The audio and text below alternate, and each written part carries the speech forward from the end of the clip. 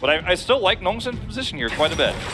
I like the Rumble first pick, though. I think Blank had a fantastic game on that first up, but it does mean Set goes over. And Ezreal. Ezreal's going to be the priority. I was wondering about this because Nocturne is up as well, and that is certainly a good choice as the Diana being hovered, but I think Blank is possibly just having a bit of a giggle. I mean, yeah, although we can't see him actually giggling, I could tell on the inside having a giggle. Because Nocturne's available, and I think that this is just too powerful. It's a much stronger pick. And if you go for Diana, who cannot be flexed with the Rumble, you're face-upping your entire draft. You've just flipped all cards face-up. It's very obvious what you're trying to do. The Nocturne can still be flexed mid or top. And you see the Kai'Sa coming through so they don't get locked out in terms of the options they can play in the AD carry department. And Kai'Sa, believe it or not, kind of pairs decently well with the Nocturne and the Rumble. She can... I love it, actually, yeah. Yeah, once you turn the lights off, she goes in with relative safety and is able to help execute targets. And we're a region where Kai'Sa hasn't found a whole lot of value in some instances, right? We have certainly seen the low points of this champion, but if you watch the LPL, you realize that Kai'Sa is still extraordinarily strong and has continued to go from strength to strength. Watching Viper and reminiscing over there as he just launches himself into backlines and rains destruction on everyone. I mean, it's been a lot of fun. Hell, take a look at Gala too. I'm always excited to see the top Kai'Sas. We see the Jace ban coming through with the Gnar pick.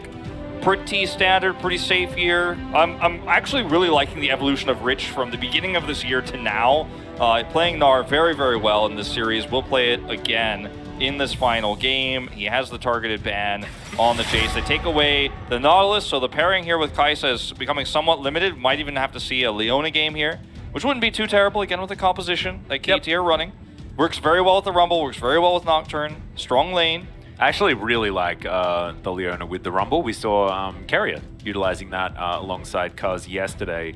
It's a very great effect. It worked well on MSI too. You know, you solar flare in to the Equalizer.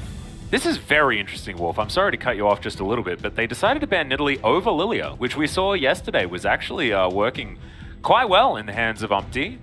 And something that Peanut has certainly played a heck of a lot of. They do want to be looking for an AP jungler. Yeah. As, okay, the pick away on the Leona really is like going to be the priority. This is actually really cute. It's smart because you know you've already taken the Nautilus away. And now you're really thinning out the pool. This Galio pick feels desperate at best. I mean, it's fairly strong against Sets, fairly strong against Gnar, these two strong engaged tanks that will come in and try to set up the team fight for you. Sometimes you can set up the taunt. If you time it right, you can actually ruin the entirety of what Nongshim's comp is going to try to do to give that space for Ezreal. But it's pretty dated. You're not going to get an immense amount of value out of his global. Even with the Nocturne, it doesn't feel like it's very strong with this. I'd rather have something like the Leona, right? But they don't get that chance. They don't get that opportunity in this draft. Going to be the Galio instead, likely for that support position. I love Galio Nocturne though. I mean, this is a combo that we've seen, you know, in ages past be very valuable. As Zeus thinking about the Aurelia. I don't mind it. You know, you got a couple of AD sources alongside the Rumble. Certainly helps with that damage range. Mixed damage coming out of the AD carry position and a bit of magic being put down by the Galio. I think this is actually kind of cool. It is going to be a beautiful pick into the Gnar also, which was picked face up. Yeah, I think you put this in the top lane 100%. You have that matchup. The Gnar can't be flexed or really lane swapped, so you're kind of trapped into that one. As the final pick here for Peanut will be the Echo coming through. The first time in a very long time here in the LCK. We played jungle, and it does give you a lot of stability in terms of team fights later on. If you can weather the storm in the early game, and you can skirmish well, you know, with the Echo, which is going to bolster, I think, your mid-game skirmishing power, you do have a comp that scales well and is going to do very well into what is, once again, for KT, a comp that's explosive and also has that split-pushing power. Nocturne, I think, is the biggest X factor here for Dove. If he can play it well, I mean, it's the strongest of the 10 champions in terms of its impact in this meta right now. But it's, again, going to be execution-based. He's going to have a pretty safe time in lane. He's going to be able to just stack those minions up super easily. I do wonder, though, if KT is ready, right? Is KT leveled up enough to have the coordination required to execute on a composition like this at this stage in the tournament? Because this comp is hard to execute on. It is not going to be easy. The Galio synergy with the Nocturne has to be there. Doran is going to have to be able to put the split pushing to the test. He's going to have to really be able to win that lane against Rich. And then it's just so reliant on coordination, vision control. It is going to be tough. I think if they play it perfectly, they have the better comp. But are they able to do that? That's what we're going to have to find out. Yeah, it really does feel like a symphony comp. I love it. The way that it works together, though, if it does work, is just absolutely beautiful. And I think, you know, that we can almost trust that KT have probably put some practice time into this one. On the other side, we've got Dr. back on the Ezreal. Definitely high value there. Gary has been playing a lot of set in the mid lane. Not very recently, but certainly has it in his wheelhouse. And the Echo is something that a few players have been playing around with, but it's not necessarily the highest of tier at the moment. But it's Peanut. I think that as soon as he's on something that's a little bit out of the meta, a little bit hipster, feels like he levels up a little bit. So looking forward to it. I thought maybe it was almost a Karthus opportunity, but maybe I'm just talking about Karthus too often, and he's just. I mean, it's only your second time. I think you've got like at least 3 Karthus mentions this week. Between. All right, so I can sneak one in on Sunday as well, and it's probably going to be fine. Yeah, you've got like one more series today. Oh no, but Kyoshik is playing in our second series, so maybe I have to talk about it. I'm not entirely sure. Hey, if it comes out, you get the resets. Fine. Yeah. Well, Peanut has gone for the Electrocute over something like the Dark Harvest that we've seen Echoes pick up and things like that. Yeah, I think in this game you don't want the Dark Harvest necessarily because you're just not going to get that much value out of it. Because in the early parts of the game, you're not really going to have that tempo control necessarily. You can counter gank, you can win some trades around some of the early objectives, but you're not going to be all present on the map. You're not an omnipresent jungler in this particular case. Yeah, and certainly more of a snowball type option, but we did see it picked up here and there as Gori having to deal with Dove. We've seen this matchup before, and it was one that Nocturne did have a pretty decent time in. That being said, it's not exactly like one of these hard counters or anything like that you talk about. That's here in the top lane. And look at this. That should be certainly more Aurelia favored. However, we can see in the LCK, Nah has actually done relatively well. Yeah, you know, a lot of that I think was during different periods of obviously Aurelia. True. But for this year in particular, sometimes it felt like very similar games to this, right? Where arguably the weaker team has a strong top player like Doran, for example, or even Rascal in some of those mismatches, you know, against when they were struggling against T1, when they were struggling against Damwon Kia, where you put something like an Aurelia against a Gnar, you feel really confident in this particular carry player. And for that reason, I kind of like this Aurelia pick for Doran because he did play so phenomenally well on the Gwen, all things considered, once he did get those items online, and you almost turned the game around. So you put him on a high potential champion like the Aurelia in a good matchup for the Aurelia in terms of how she can control the lane, right? Because obviously winning-wise, it's very close. But in terms of what control you have over the game, he's one of the best solo laners. That was very cheeky. Peanut actually taking away the Siege minion. He's able to get level 3, but decides that he's not going to go over and try and contest his blue buff, so it is going to be a 3-buff start with just the power of the Rumble.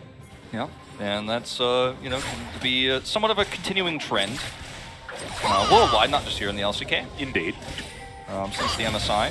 As Doran is just going to stack these minions up on a turret, and Rich is going to have to sit back and blast hit those really nice scryers here to spot out that Peanut is nearby. Very well played when you have that mid-prio that Dove is going to have permanently in the early part of the game because of his passive. This is something Videos has been talking about forever. He's loved the Nocturne mid. It was kind of a cool hipster thing for a while, and now it's just all the time and whenever left open. Because he just clears so fast against someone like a Set, he has the ability to go up and check wards and scryers and things like that. Going to help him grab that Scuttle. Yep, feeling real comfortable. This is the score special coming out as well from Blank, double Scuttle 3-buff that Score showed us, I believe, about 3 years ago in the Casper Cup. It was pretty impressive. Did it like three games in a row as Peanut, parallel convergence. Blank is at least going to leave for the moment, but still leaves Peanut with a parting gift, which is half of his health bar worth of damage. And even though there aren't any explosive kills in this first 5 minutes of the game, KT's comp doesn't necessarily rely on that. This is not the old sort of Nocturne Aurelia where you really need to snowball early. Speaking of which, though, they're going to look for one. Yeah, not a lot of CC moving up here towards the top side, and they decide they're not going to commit to it as Peanut comes over. That is the stun with the parallel convergence, and Gori had utilized the teleport to make sure that his top laner didn't die. So, A little bit dicey, but not going to be a kill here for KT, but also they don't suffer a death. Flash now down on Doran, though, which is certainly something to keep our eye on. You know, I feel like the timing of this could have been just a little bit better if they had waited just a few more seconds for a lot of level 6s to be hit. I mean, they were up a level in the jungle, they still are, and I think that was based on the cryo they had in mid and the positioning they were at. They thought, okay, this is it, this is our opportunity. I think you wait a little bit longer there, you guarantee the kill. Either way, you know, it's not like they need to have that snowball like I was talking about in this game, because this comp still works from even. This is not one of those situations where you look at an Aurelia Nocturne and think, well, they have to win early. They actually can stabilize in the late game because there's so much synergy in this comp, if executed correctly. Like we were talking about, the Symphony you talk about has to work. Like the conductor, I think in this case, is probably going to be Dove. He's going to be the one who sets up a lot of these fights, but if you do use it correctly, this comp is so annoying to deal with in the late game. And they've got the Kai'Sa damage to back it up. Yep, if they get that, you know, the Gargoyle delivery plus the Killer Instinct, like, it is just a really beautiful wombo combo that can be utilized from so far away, right? Feels like a global comp, doesn't necessarily have the classic global range, but certainly feels very, very good when it does work out. So looking forward to seeing whether KT can actually get to that stage, because they do need to make sure that they're in a position where, you know, diving all in like that is actually going to work out. And someone like Doctarm should be able to skip out of the way of things like that as Gori. Don't know whether he had Haymaker available, but always with Set, you tend to hold your breath. He didn't have 6, and that's the scary part about this for KT. I don't know exactly where his experience bar is. Okay, you can see it's very close. If he actually has Haymaker and hits 6 in that exchange, you die. He also had Flash, so I like them backing off. But the amount of trading they do there and the pressure they give means that, guess what? Blank's able to steal away some more Raptors. He's got full control over this part of the jungle repeatedly, just stealing away a lot of Peanut's farm. And like game 1, Peanut is just kind of sitting back, hoping for opportunities like this one. Yeah, well, there's the gnaw back as Parallel Convergence comes down. Doran's going to get stunned up, and he's well and truly dead. That's first blood going over to Rich. It almost looked silly with the wallop placement, but we ain't going to judge him. The results speak for themselves. As speaking of results, that is going to be an equalizer down, but there's a phase rush. He gets phase dive, sorry. Phase rush is a nerfed keystone. Yeah. And phase dive is in fact the E of the enemy. And phase dive is what we saw Peanut, or rather Blank do into that bush, but did have to, or rather Peanut do into that bush, he did have to flash away. And so that's a flash down. It's a nice cooldown and grab. Still does not have 6, despite that kill, that pick in the top lane. Still significantly behind in terms of the jungle, but I mean, these are the kind of moves that Peanut tried to make in game 1 and failed. At least this time, he gets a kill, doesn't lead to KT getting a triple kill and a massive lead like we saw. And once again, we're going to see this lane hovered.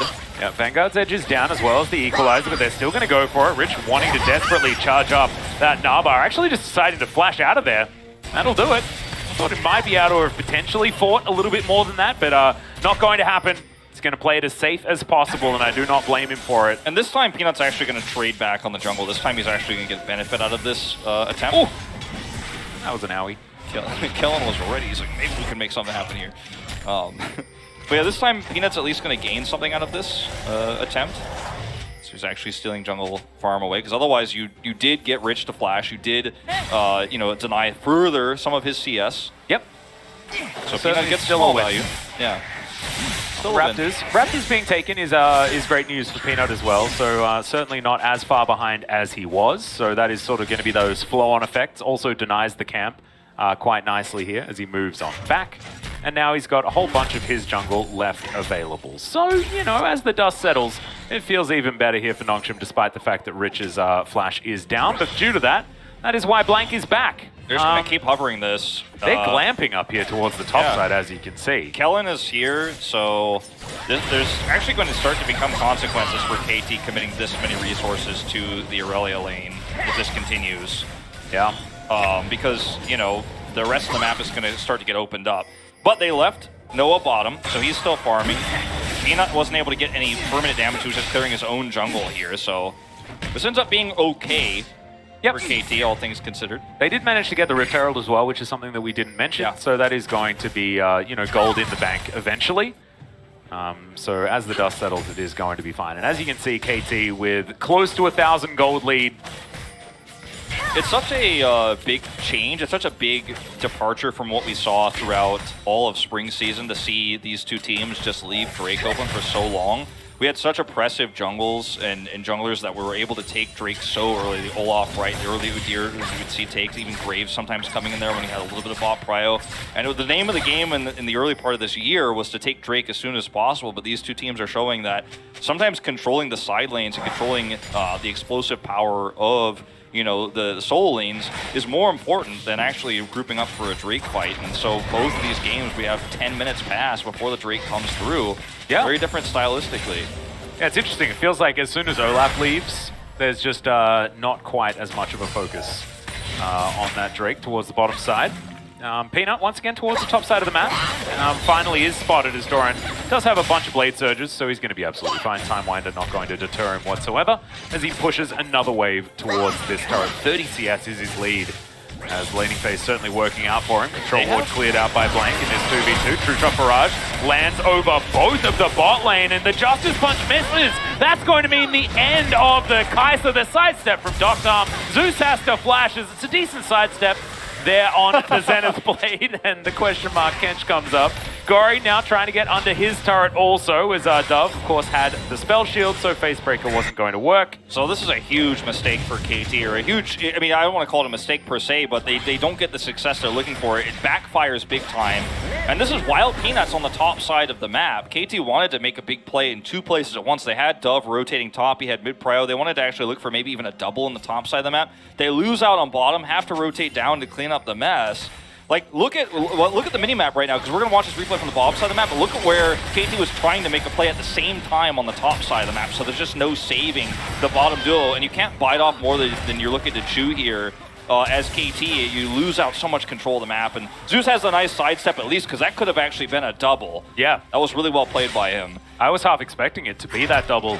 If you guys are having a look at that cleanse that is available now, he did, Noah used it on the bottom side of the map in that early extra bit of pressure, and it was just coming back off cooldown in that bottom exchange, so wasn't actually able to utilize it, unfortunately.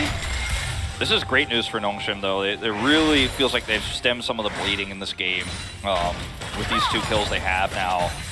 One on the top side, one on the bottom side from an overextension. And their composition, has a bit of it has a lot of caveats to it, too. Like, it's very easy to play front to back because you have a really awesome front line. You have also that threat of the Echo. But at the same time, Set, becomes a little bit one-dimensional later on, so you do have to keep that in mind. I arguably, again, if it's played correctly, like KT's comp for the game better. Yeah. It's not always about the damage. I kind of like KT's comp just because when it works, it's going to look really cool, and sometimes that's what matters.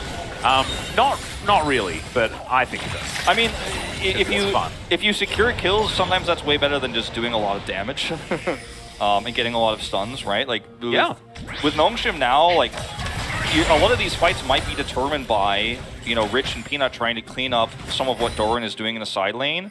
And while they're rotating in, they get spot on vision, and then suddenly Paranoia, suddenly Vanguard's Edge, and somebody's dead, and it's a 5v4 fight over an objective. You don't deal with that side lane pressure, and then KT just win the game with minions. So that's what's going to be scary later on. And this is not a game like we saw with Doran last game on Gwen, where he's just chained, right? Like, where he's actually catching minions. This time, he's actually the threat. He is the danger. Skylar. I mean, as you can see, 5,000 gold. He's got the most in the game, but I just don't know whether it's necessarily going to be enough here, right? Like, I'm looking at the bottom side of the map. I'm looking at the fact that Doctarm is second when it comes to that number, as Peanut comes back with a Chrono Shift. I believe that was from base. After he does complete his Mythic. Proto Belt now online. Yep. Sometimes an Echo just appears on your screen, and then you have to do a lot of deductiveness in order to make sure that you understand where he came from, but I'm assuming it was base. My brain doesn't have a rewind function. I've commentated a lot of Tracer, if we're going to talk about another video game. So I've done the same. Sometimes you're like, wait a second. I'm now trying to work out which game you've commentated Tracer in, because there's a couple as well. Well, actually, yes, that's true. But in both games, there's a recall, so... all right, well, we might actually see a Drake taken. Both teams seem to be allergic in this game, but Nongshim have enough control over the bottom side of the map right now. As KT look to group up for that next Rift Herald that spawns in 10. The actual window for Nongshim to actually steal the breakaway. It was pretty thin, but they made it happen. Well, Vanguard's edge now onto Rich. He's looking to try and escape from this one. Manages to get the hop, but it's not going to be enough. Doran with the solo kill. This is the power of the Aurelia. Hits level 11 and takes down the Gnar. Yeah, that's one of those, you know, Blade of the Ruin King moments, too. You have the spike. You have this opportunity to look for a solo kill like that. That's part of the reason why she builds it first in these moments. You have that blow-up potential. And the second you see Nongshim are grouped on the bottom side of the map, sure, you lose the first Drake at 15 minutes, the Ocean Drake, but you're going to get a ton of side lane control. Like, look at where he is. Well, here's the showstopper, but sometimes there's a Galio lying in wait. The flash is going to be used, but Gori, I think, is still just going to die. It's going to take him a while, though, and instead he just walks away. This is, of course, a support Galio. Noah turns up in the nick of time, flashes on over. That's the last couple of raindrops to take him down. That is going to be enough. Very close there, as Gori almost made it out, but not going to be so lucky. And KT, about a 2,000 gold lead now. Yeah, and at the same time, you know, Doran was pushing the top side, was able to steal the Krugs away, and this is when the comp really starts to come online. Look at the wards across the map for KT. Oh, yeah, top. This is actually the calls coming from Doran.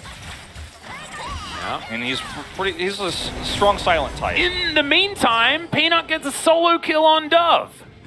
Yep, okay. That happened. Well, I might have to get a replay of that one with Peanut's comms too, but yeah, I'm wishing I still have that rewind function, man. I need it. I need it from my brain.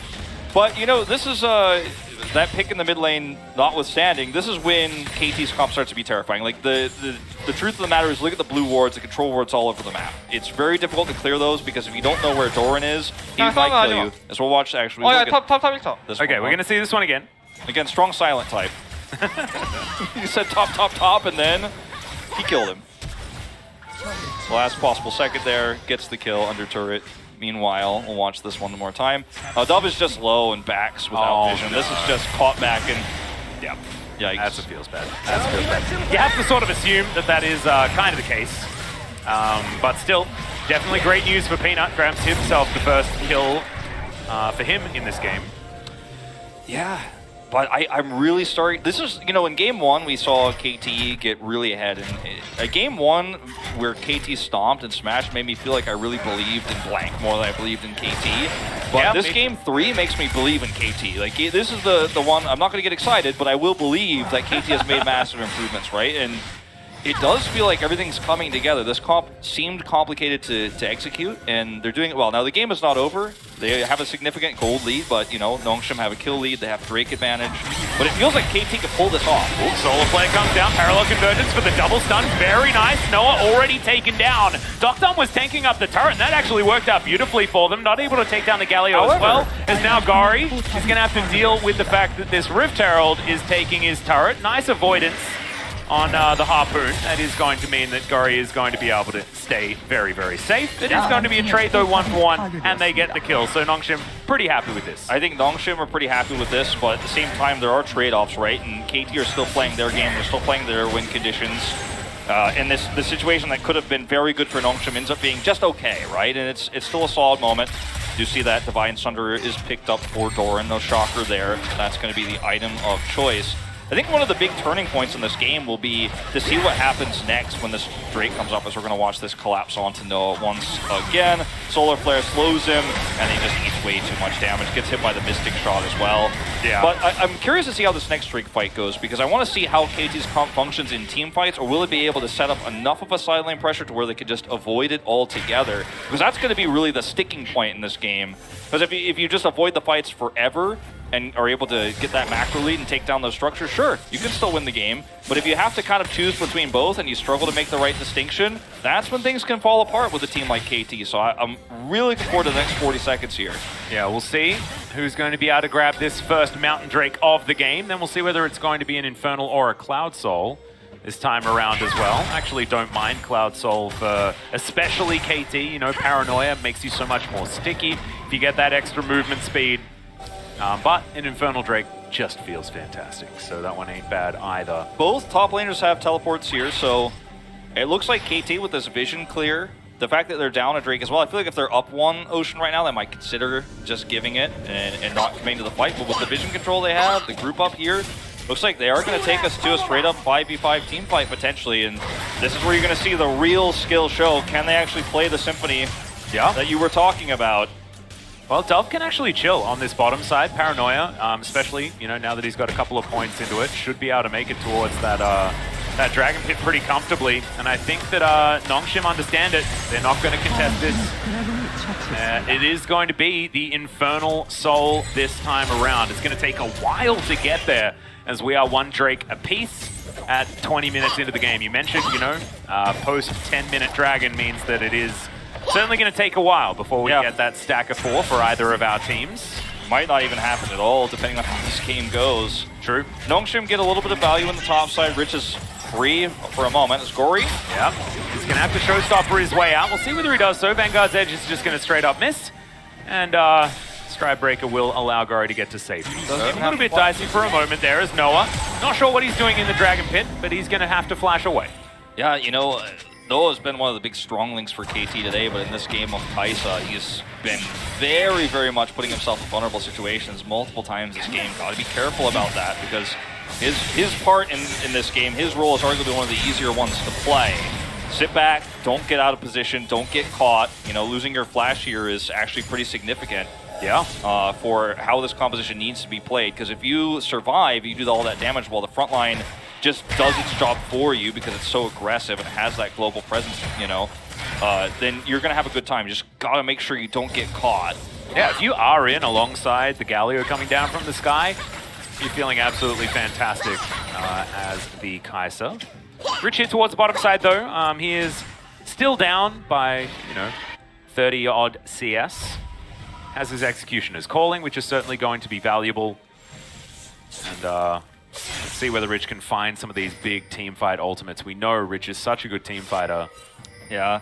So a lot of words to be cleared actually on the blue side of the map here. I think KT should probably spend some time, you know, taking those away, because right now, you know, again, even on Drakes, they've had match control for a lot of this game, but right now Nongshim have so much information that they can actually play fairly split. They're actually getting away with matching those side lanes right now because there is so much vision, there is so much information for Nongshim.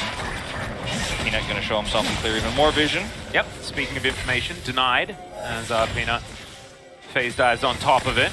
He's due a bit of a back. It's been a while since he has gone back to base. Lichbane, likely an option here to augment that proto belt that he's already put together, that Sheen that he already has, certainly giving it away. See how much money he actually does have for himself. Of course, only managed to get an assist since then, but is ahead of the Rumble when it comes to farm. A lot of presence here for KT around this Baron right now, trying to clear that vision. Some of those wards that I was talking about on the bottom side of the map for the Nongshim Redforce were actually timed out now, so a lot of visions removed. This is where things can get scary. KT, you know, if they have vision control, if there's a little bit of an unknown for Nongshim and someone steps over the line, the execution power is just so amazing for KT to blow up a single target. Anyone steps over the line, gotta be so careful. They're queuing here to check the Drake, or rather, check the Baron, because you just cannot let this go undetected, but if you just try to go in and clear wards, somebody dies. I really like that from Peanut, though. Just make sure that, you know, there's no funny business going on, and decides not to overextend, which could have just meant Baron for KT, right? If the Echo gets caught out, isn't able to press the Chrono Break button in time. And see, this is why you check. This is why you check. I mean, they are doing it now for real. Nocturne can teleport in. Even though he cannot paranoia from this range, you actually see the back here from Rich. And they back off of the Baron. As soon as they know that Gnar is not seen, it's just not worth it. It was a very short Baron dance, though. KT really not wanting to overcommit or anything like that, especially when Dove's saying, no, I want to split on the bottom side. Yeah, and he can gets understand the choice. When you see that Rich leaves, and he just fake leaves, he hides himself for a moment, then he can actually just go back to, okay, well, we're not going to take the Baron now, but I'm going to get this side lane controlled. Doesn't get too much out of it, because Nongshim see that they back off of the Baron, he comes back down, but this dance that we're walking becomes very fine until the next 50 seconds pass, and then we're going to see if we actually get that 5v5 team fight that Nongshim avoided on that second Drake. Yep. Looking forward to how Peanut's going to augment the rest of his build. I think Zonya's is going to be very important this game and is likely going to be the next portion of it. So when a stopwatch comes in, he basically has the item, right? Like, that is the important part of it. And that is going to mean that in a team fight, Peanut's actually going to be pretty scary. And I think he almost has to be, because he's the only source of magic damage. I think he's actually very pivotal for this team right now. And 0-2 on the Echo. He's one of the champions you can't really focus down or catch, right? Because of the way Echo works, right? He can warp back. He's got his flash right now, and once he has the stopwatch that he just bought, like, locking him down is very difficult. And he's one of the people who can actually get on the other side of the team fight and punish you over extension. He's the one who might actually snipe Noah when you do use that combo. And here is the group up. We are actually finally going to get a team fight this game, straight up. Yeah. Gori is actually quite a long way away from this one. Doran's going to turn up well and truly in time. As it's only 4 members of Nongshim here. Okay, Gori able to get himself over to the side of Peanut, locks down the Drake quite comfortably. There's the flash forward as Doran trying to go aggressive. The heroic entrance comes in for the showstopper to bring out the Akali. Gori is buying a lot of time, but what is the rest of the team doing? Not quite able to augment him at all, and Peanut has to take the blast cone. Does it alongside Rich. Not going to troll him in this instance, but that's 2 swift kills in trade for the Infernal Drake. And that's what we're talking about with this composition. You can, once you just pull the trigger, it's like taking the throttle and putting it from 0 to 10 in one moment. You go in, you Vanguard's edge in, you have the paranoia, you can just simply collapse in, and Nongshim are going to struggle in those moments if they can't react quickly enough. And sure, you go over the line, you get the Drake, which is quite critical, but the consequence is you lose 2 members, and now you're probably going to lose a Baron. Yeah. Wondering, you know, what sort of happened there to Nongshim, but we're going to have to hold that thought as Rich has to get himself out. Still, they are going to deny the Baron for the moment. 4-4 is the kill score. 2,000 gold the lead for KT. Still, it feels like this lead has really not taken too much of a change as Peanut diving on over. He's going to stop some backs here. Does not have the ultimate. That just came off cooldown in that moment, and that is going to make Peanut look a little bit silly. Yeah, he just barely, he flashed because I think he thought maybe that was going to save him for 1 second, then he'd have it, but he doesn't have it. The timing there is really awkward for Peanut, and this is, again, the worst possible time to lose your jungler is when another Baron threat might come through. They're going to clear this so quickly. Pings go down as Noah's like, yo, I'm starting this. Blank's here. And Nongshim, they can't fight this. Paranoia's coming back up. Like, this is a lose-lose situation for Nongshim. You gotta hope and pray. Yeah, and they have to try and avoid this turn as well. As the equalizer comes down, Vanguard's edge doesn't find a lot of joy as Paranoia finally comes in. Gori actually doing some decent work as a haymaker eventually comes in. It's the double kill for Docdom as Kellen is buying a lot of time. Rich is going to save him. No, not quite. As Gori's going to turn up now. Dub with no spell shield though, has to flash to get himself out of the way. That Mystic Shot is not going to land, and KT, they mess up the turn, and Nongshim still alive. They mess up the turn, and Docdom is able to do an insane amount of damage. You're hoping, you're praying this Nongshim, you do get the fight you're looking for. You do have that miracle exchange, and now they're going to be able to take a Baron here. Watch, okay, we're going to go a little bit far back here to this Drake fight. You step over the line, you get the smite, sure, as Peanut, but that's when you go into a choke on your way out. Vanguard's edge is going to get so much value. Docdom can't do anything here. You see in live, the Baron has been taken now for Nongshim Redforce, and there's a chance they can swing this game back around. The Baron buff alone, the passive over the minions, is going to really eliminate a lot of what KT could do on the map. As you watch this fight once again, it was a beautiful Zenith blade. Doran is actually stunned and chain stunned, like basically locked up non-stop, and then Dub is on the wrong side of this team fight. If he actually gets a fear in the middle of this or can actually get a bunch of auto attacks off, then Docdom isn't going to be able to be this free. So a lot of time wasted for Dub in that fight. Nice from Peanut, but wasn't so nice for Rich. Rich actually had a really rough time in both of those fights. Yes. Ult was avoided due to a Blaze Surge getting into the backline for Doran, and then there was a stopwatch that stopped the ult from hitting one person. Thankfully, Gori was there for a whole lot of CC into the backline, seeing some of the value of this set right now, and especially seeing the value of Docdom's Ezreal in the first fight. Wasn't actually able to really do too much. In the last one, he was able to pop off, and it really is sort of night and day when Docdom is able to run the show. Yeah, the front line is still very strong. I mean, that much has not changed in terms of what these compositions are going to be great at. And now that Nongshim is actually ahead in gold, and those tank items are really online. I mean, look at the Randuin's, right? That's now up for Rich. That's going to be massive. Set is obviously very tanky. He's got plated steel caps and his Sterox, so it's just difficult to kill these champions if your initial explosion and your engage from KT isn't successful. And that goes back to the execution of the composition argument we were having earlier on. in this particular case, felt like a little bit all over the place on that Baron fight. Yeah, parallel convergence coming down here as Peanut just off on the flank. This should be able to guarantee the outer turret in the mid lane, and in the meantime, Rich is able to split on this top side. The Baron Duff minions just really difficult for KT to absorb. They don't have a lot of wave clear with this composition, right, as Blank is going to get slowed down, but the Zenith Blade is going to miss. Kellen's going to have to back away. Rich rotating over, seeing whether he can get into position for a potential 5v5.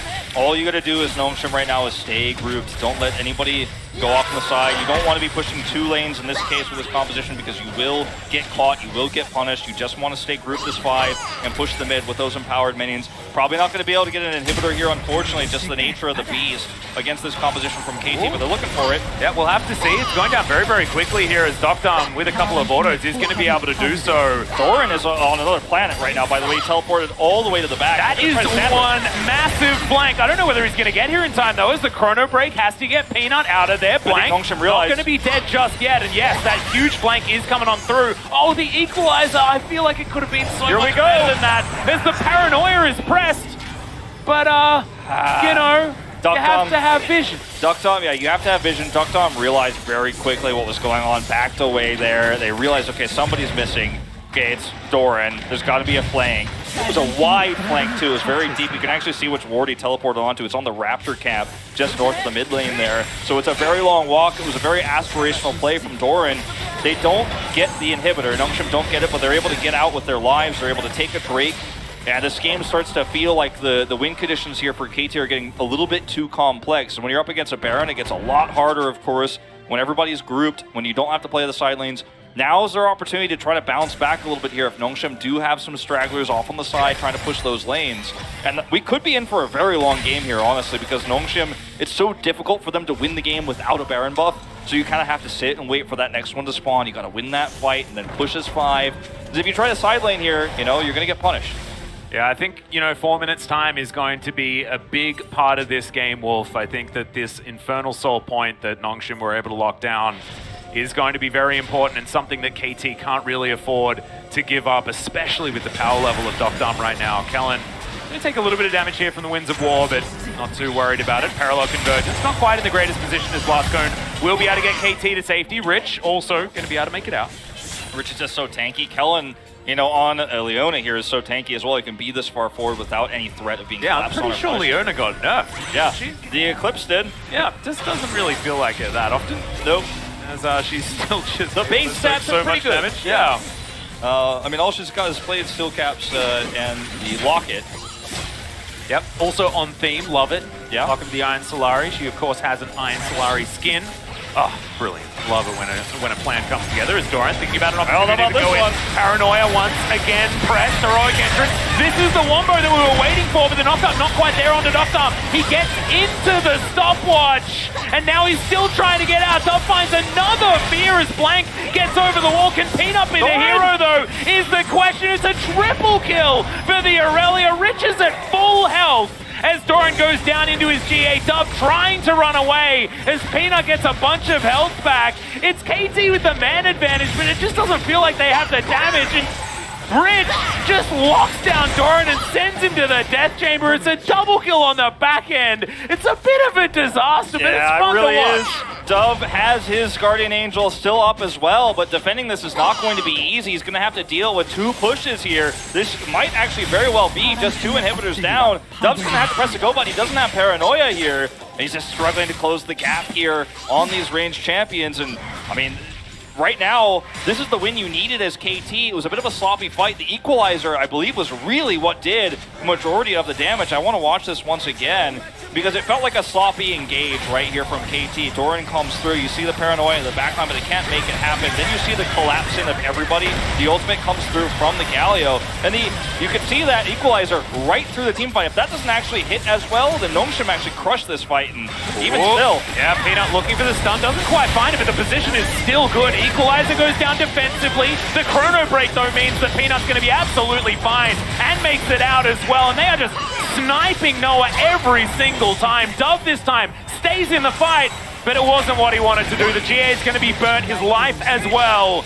And now Nongshim, they can go back to the Baron if they would like to, but maybe They're thinking about going for a bit of a victory. Gori, you can see, still just hanging around here in the base. This composition just doesn't work when you're behind like this and there's waves pushing down onto your Nexus turrets, right? But if there's wave control on the map non-stop, this comp just really struggles to do anything as KT Rolster. Yeah, and it's just Nongshim not wanting to waste any time.